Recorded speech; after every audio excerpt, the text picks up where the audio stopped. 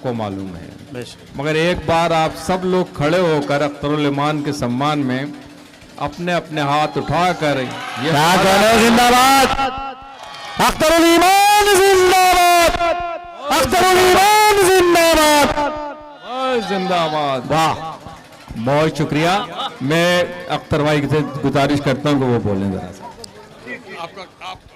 मैं इस सीमांचल में बहुत कम आया हूँ। सारी दुनिया में हम लोग घूमे हैं, अमेरिका, इंग्लैंड, कनाडा।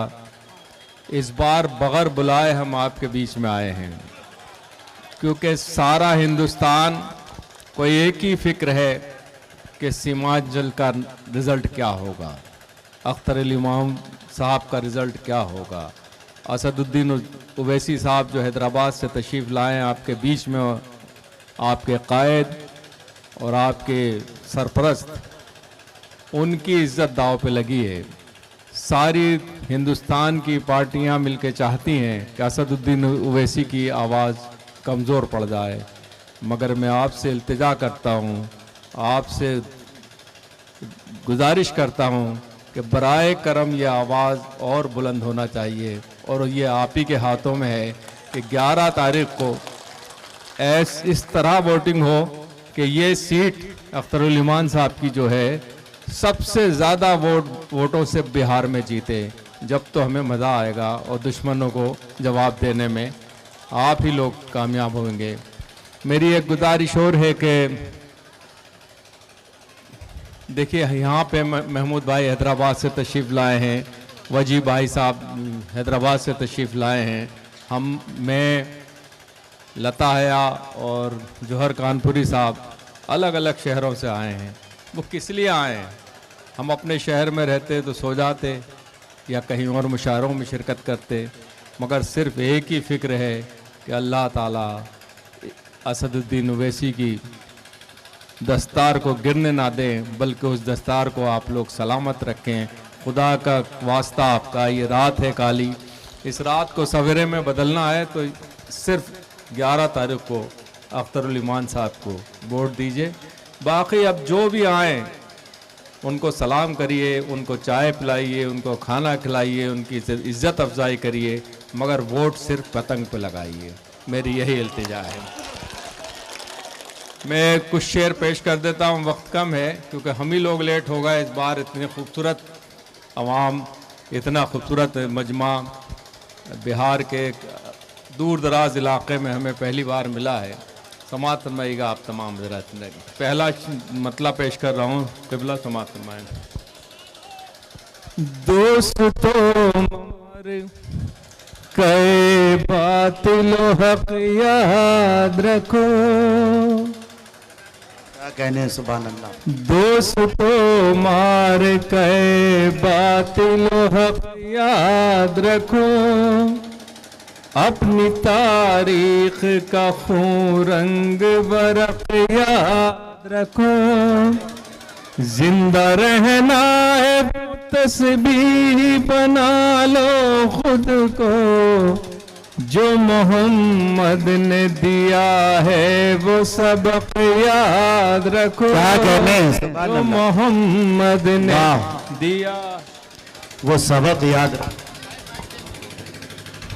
जो मोहम्मद ने दिया है वो सबक याद रखो। और ये भी देखें, बहुत रंग लाता है लहू दोस्त मजलूमों का। क्या कहने, हाल हर हाल में जालिम का बुरा होता है। आप हर दौर की तारीख उठा कर देखें, जुल्म जब हद से गुजरता है फना होता है, जुल्म जब हद से गुजरता है फना होता है। हज़रत के चंद शेर पेश कर रहा हूँ। देखिए, हमारा ईमान, हमारा सारा ज़िंदगी का सारा जितना भी सिलसिला है वो सब अल्लाह पर है। हम अल्लाह के अलावा किसी को ज़मीन पे तो मानते ही नहीं है कि कौन है क्या है। हमारे साथ सिर्फ अल्लाह की ताकत है, वही क़ुव्वत है, वही हमारा ईमान है। एक शेर पेश कर रहा हूँ, समात फरमाइएगा।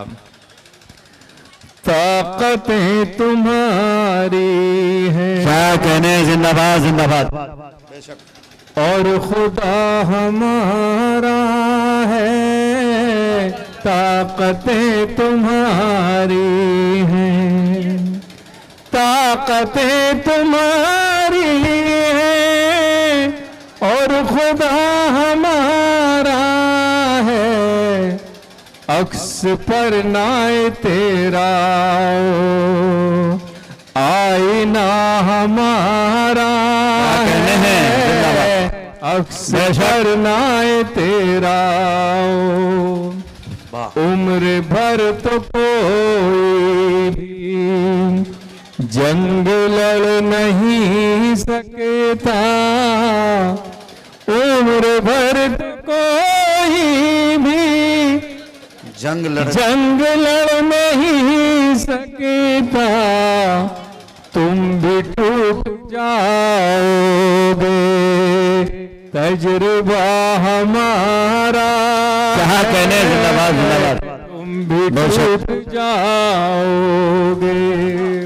सुभान अल्लाह, बहुत बहुत शुक्रिया। हमारे महबूब अख्तरुल इमाम जिंदाबाद, अख्तरुल इमाम जिंदाबाद, शेर बिहार जिंदाबाद, मजलिस इत्तेहादुल मुस्लिमीन जिंदाबाद।